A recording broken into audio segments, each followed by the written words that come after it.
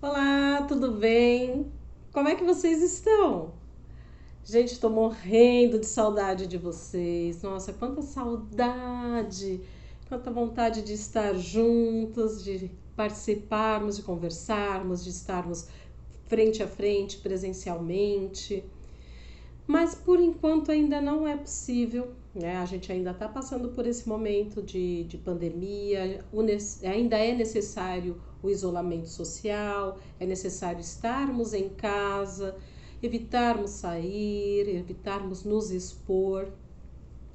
Então, para que a gente permaneça em casa, para que tudo fique bem, para que a gente possa ficar bem e seguros, é, nós vamos agora interagir através dos vídeos, através do celular, através dos meios eletrônicos. Nós vamos ter a nossa atividade retomada, a oficina de arte, terapia e memória, só que dessa forma, virtualmente, né? Logo no comecinho da pandemia, a gente estava interagindo dessa forma, estava fazendo vídeos curtinhos, postando vídeos curtos, mas foi necessário que a gente desse uma pausa, que a gente reformulasse a estrutura da oficina, foi necessário que algumas coisas fossem ajustadas para que a gente depois retomasse esse trabalho. E agora a gente está retomando, a gente está reiniciando hoje a nossa oficina de arte, terapia e memória.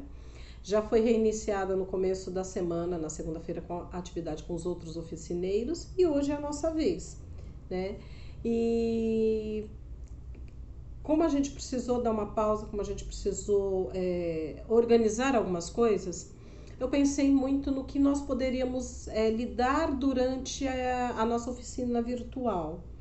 Nós iniciamos um trabalhinho no começo do ano falando sobre o território, né? A gente, durante o período presencial, falava sobre as questões do território, os bairros onde cada um reside, como foi morar lá, como era quando foi morar lá. Só que, pensando nessa situação que a gente está enfrentando hoje, como a gente pode trabalhar com o território, falar sobre os bairros, falar sobre o bairro onde a gente reside, onde tudo começou, sem poder sair de casa. Eu achei que ficaria tão difícil e tão ruim, de alguma forma, a gente falar sobre isso sem poder sair, né? Sem poder circular pelas ruas do bairro, sem poder circular pela região, sem poder ir ao NCI. Então, eu fiquei me questionando muito sobre essa questão. Como é que a gente lida e fala sobre isso sem poder sair de casa? Como é difícil, né? Já é difícil a gente ficar em casa, já é difícil a gente não sair. E ainda vai falar do bairro, da rua, dos vizinhos, de como era, de como mudou, sendo que a gente não está podendo circular por esse bairro. Então eu pensei no que a gente poderia trabalhar, sendo oficina de arte terapia e oficina de memória, é, e sair um pouquinho desse tema do território, da região, dos bairros onde cada uma reside. E eu me lembrei que numa das oficinas, uma das últimas oficinas, se eu não me engano, acho que até a última oficina, foi um dia que nós fizemos uma roda e eu coloquei no meio dessa roda aquela vitrola com um LP e espalhamos fotos de objetos antigos e pedimos para que cada uma pegasse a foto de um objeto, falasse sobre aquele objeto, se tinha em casa, que recordação aquele objeto trazia, que recordação, o que aquele objeto estava relacionado na vida de vocês. E foi muito gostoso, cada uma falou de uma ou duas ou três fotos, tinha fogão, tinha ferro de passar, tinha peneira, tinha tanta coisa agora. E eu lembro que vocês trouxeram muitas coisas, muitas recordações, até de tempos lá atrás. Máquina de costura, tinha máquina de costura também. Até de tempos lá atrás, da mãe de vocês, das avós, de momentos da vida de vocês na cidade natal de vocês, na origem de vocês, né?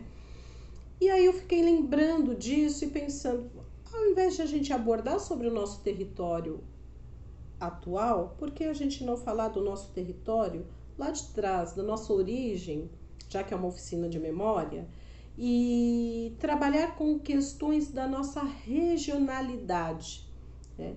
O Brasil é um país imenso, um país grande, e é um país que tem uma cultura e uma tradição muito vasta, muito ampla, né? O Brasil tem uma diversidade cultural muito grande.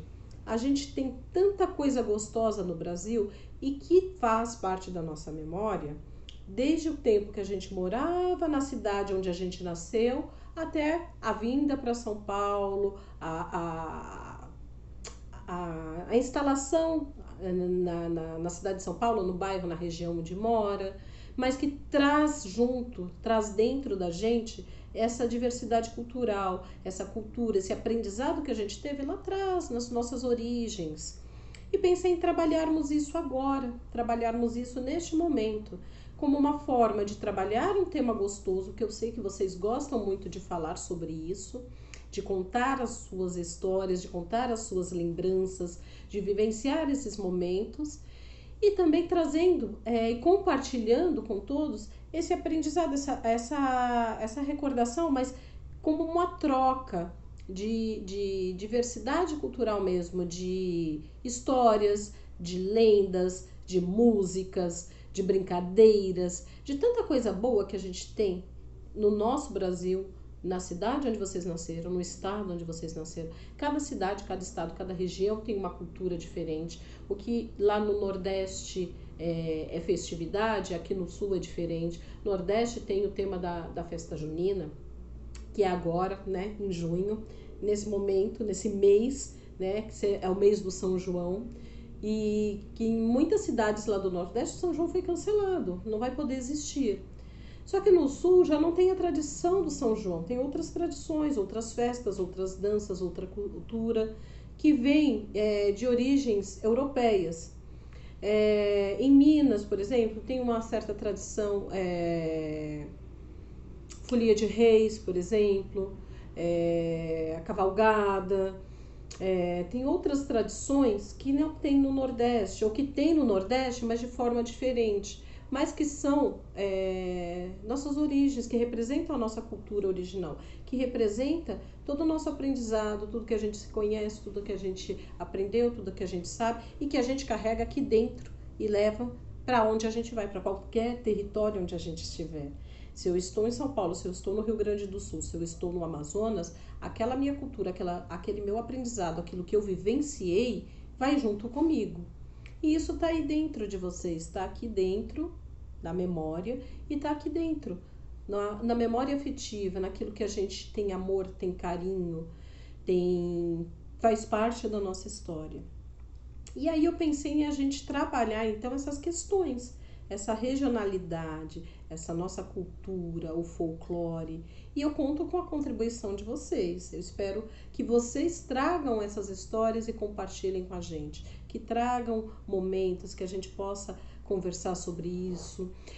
Volto a falar, a gente já havia falado disso e pedido isso logo no comecinho do ano, sobre fotos que vocês tiverem, fotos que vocês guardam sobre, eu tenho uma foto que eu estava vestida de caipira para a festa de São João, eu tenho uma foto que o meu filho estava vestido para uma festa de folia de reis, eu tenho uma foto que eu tirei lá na Bahia, numa noite de São João, o balão subindo para o céu.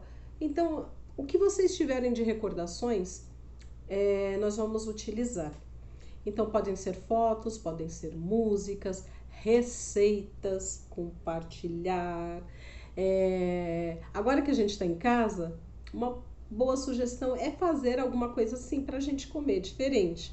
Eu posso, por exemplo, fazer aqui um bolo de milho e aí a gente falar sobre o bolo de milho, sobre a tradição, sobre uma receita do bolo de milho, sobre como originou esse bolo de milho, aonde será que surgiu a ideia de alguém fazer um bolo de milho. A gente pode falar sobre as brincadeiras da infância, sobre as brincadeiras que a gente brincava, que depois os nossos filhos brincaram. A gente pode falar sobre tanta coisa que faz parte desse nosso aprendizado, dessa nossa cultura. E aí eu conto com vocês. E é isso que a gente vai interagir depois desse vídeo. Vocês vão trazer histórias, momentos e a gente vai compartilhar, ok? E aí, para começar a falar hoje, eu pensei o que eu poderia trazer para vocês numa questão cultural, regional e que é tão boa, tão típica do Brasil. O Brasil tem muitas coisas típicas que só tem aqui no Brasil, sabe? São tradições brasileiras. E tem uma tradição, uma cultura que eu gosto muito, que acho que a maioria de vocês conhece, que é o cordel. Vocês sabem e conhecem o cordel. Eu adoro o cordel. Para mim é algo assim maravilhoso. É algo que a gente aprende na escola, que a gente aprende na cultura, mas que vocês vivenciaram isso no país, no país não, no país, o país é o Brasil, na terra de origem de vocês. Eu tenho alguns cordéis, vou mostrar para vocês, olha aqui. Eu gosto de cordel, tem alguns cordéis. E sabe que eu descobri um lugar aqui em São Paulo, uma editora, que que edita cordéis? E eu fui lá, fica ali perto do metrô Praça da Árvore, metrô Saúde.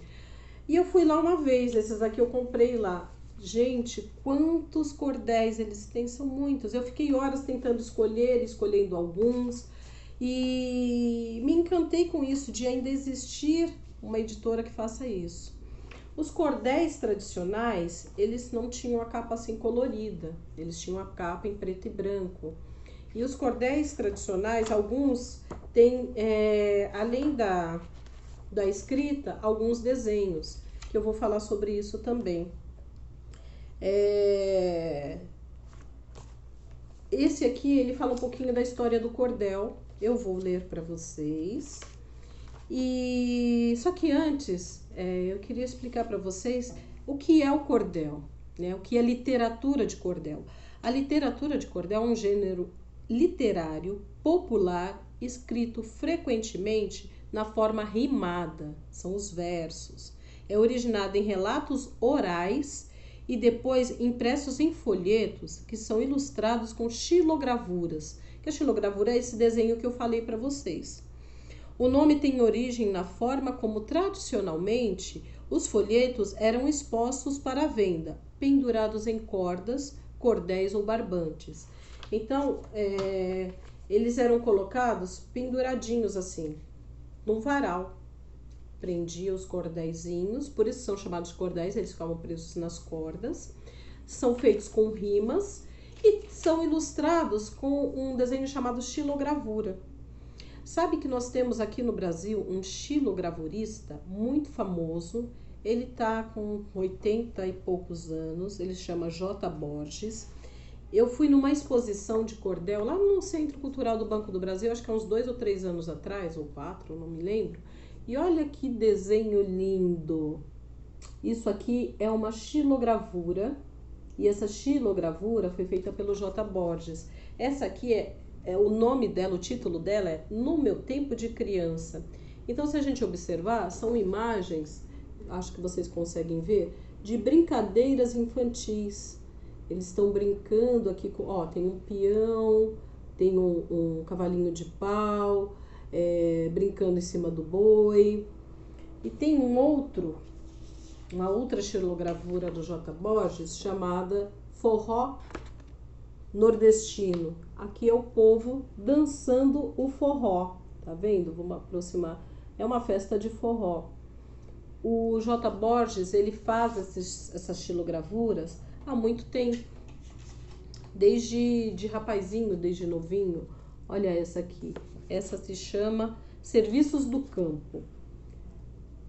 E aí tem aqui o pessoal trabalhando com diversos serviços. Aqui fazendo cestas, é uma cestaria. Aqui construindo casa. Aqui com a enxada. Então, ele retrata cenas do cotidiano, cenas da vida, da história de vocês, cenas de atividades, de momentos vivenciados por vocês, só que nessa forma de desenho que é a xilogravura. Só que antes de entrar e falar um pouquinho como a xilogravura é feita, eu quero colocar uma música para vocês ouvirem, que fala sobre o cordel, e depois eu vou ler um trechinho desse cordel. E aí eu vou fazer a proposta da atividade de hoje.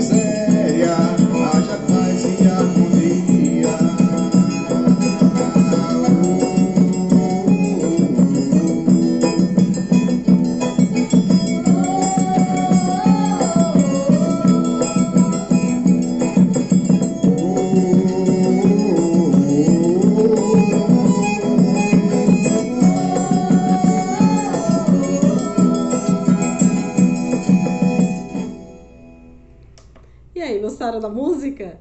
É um forrozinho bem gostoso, né? E falando sobre o cordel. Depois eu vou colocar no grupo do WhatsApp essa música para vocês ouvirem, tá? Coloquei aqui agora só pra gente entrar, introduzir o cordel. Mas eu vou colocar para vocês. Então, é um forró bem gostoso, com o som do triângulo. E ele vai contando enquanto ele fala, a música vai falando do cordel. Isso é um cordel cantado, né? O cordel é muito parecido com o repente, né? Vai cantando e fazendo as rimas, os versos. É muito parecido com isso. E ele fala na música da xilogravura, como é feita, né? E fala dos versos, das rimas. Eu vou ler um pedacinho desse aqui, chama Cordel, sua história, seus valores. No Nordeste brasileiro, conservados na memória, romances, contos e chácaras lembravam a antiga glória de Portugal e da Espanha, de que nos fala a história. Era esse o tempo das gestas, dos cavaleiros andantes, e essa poesia rude dos bardos itinerantes foi trazida para a América no bojo dos navegantes.